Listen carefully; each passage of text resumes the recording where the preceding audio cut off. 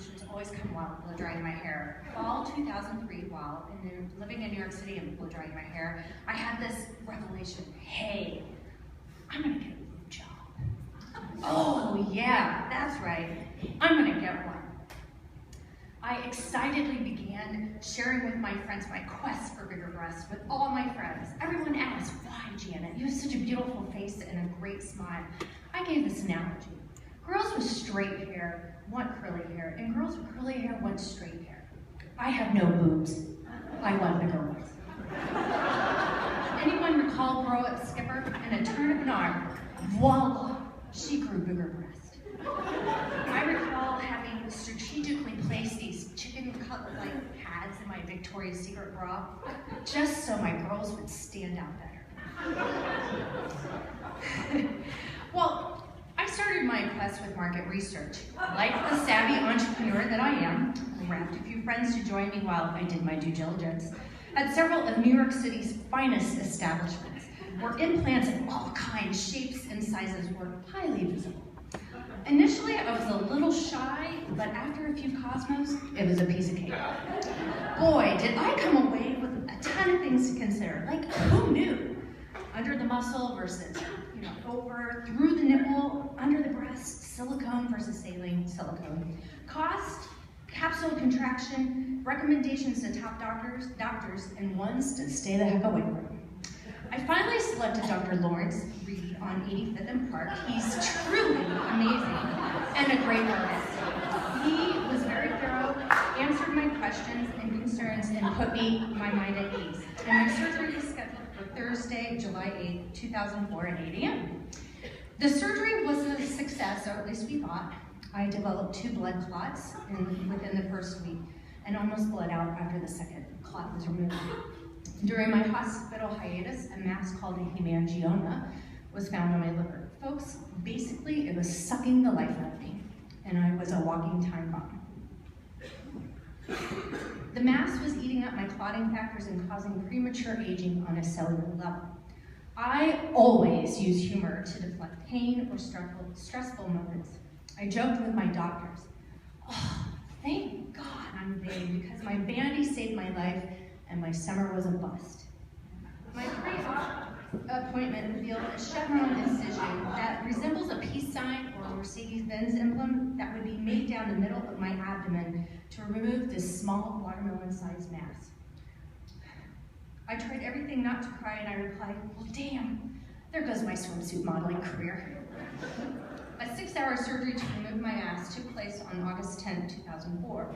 My remarkable tumor was the hot topic of the pathology lecture. Interns piled into my hospital room, and it felt like a freak show. And I would joke, oh, are you here to see the 11-pound tumor girl? During the freak show, I was asked, did you have pain? What were your symptoms? How do you feel now, Miss Cook? As everyone was leaving, I reminded the doctors I wanted a picture of my tumor, because, I like to see what was inside of me, and one asked why. I replied, so I can send out a birth announcement or a holiday card this year? No one warns you about post-operative depression, because they don't want you to be predisposed to it. Weeks following my surgery, I cried a lot, suffered poor sleep and low energy, despair, confusion, helplessness, lack of joy, and sadness. I was spiraling out of control, and I thought I was going mad. Coping mechanism number 1 was sugar in all forms. My favorite, red velvet cake with buttercream frosting, red wine, bread, chips, cookie crackers. My sugar blues fueled my highs and lows, which made me even more depressed. It was a vicious cycle I had to break, and I did not know how.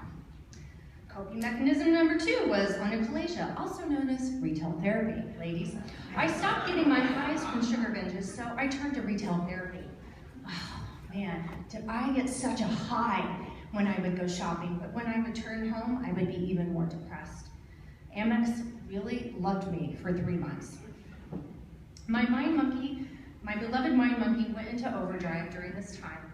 I engaged in negative thoughts every minute of the day about all the things that were wrong in my life. My depression worsened as I saw my life crumbling all around me with no hope in sight.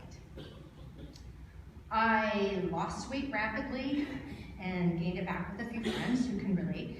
I was in debt up to my eyeballs. I had several bad and toxic relationships with others. I closed my once successful nanny business after 8 years. I searched for answers and prayed for help every day. I was officially a hot mess. Prayers were answered and hope restored. I changed my diet to a superfoods nutrition program in June 2007. That forever has changed my life. I had less blue days, fewer intense sugar cravings, better sleep, less stress, and I started to find peace again. Spring 2008, I enrolled in the Institute for Integrative Nutrition in New York City and became a certified holistic health coach. I learned the importance of extreme self-care while learning to feed myself with primary and secondary foods. 8 years later, my journey is filled with daily gratitude and healing myself from the inside out with a foundation of whole foods, exercise, meditation, Al-Anon, personal development, leadership training, daily spiritual practice, while letting go of the old me, old mindset to become the person I was intended to be. I'm passionate about inspiring a ripple effect of happy, healthy, and joyful people that last for generations.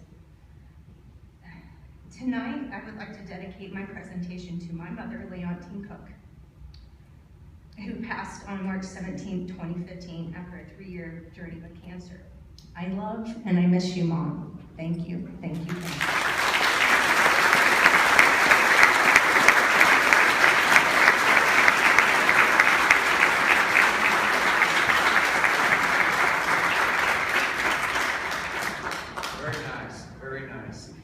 Thank you, Janet. That was great. And thanks for being vulnerable. That's what makes presentations really cool. So give it up for Janet again.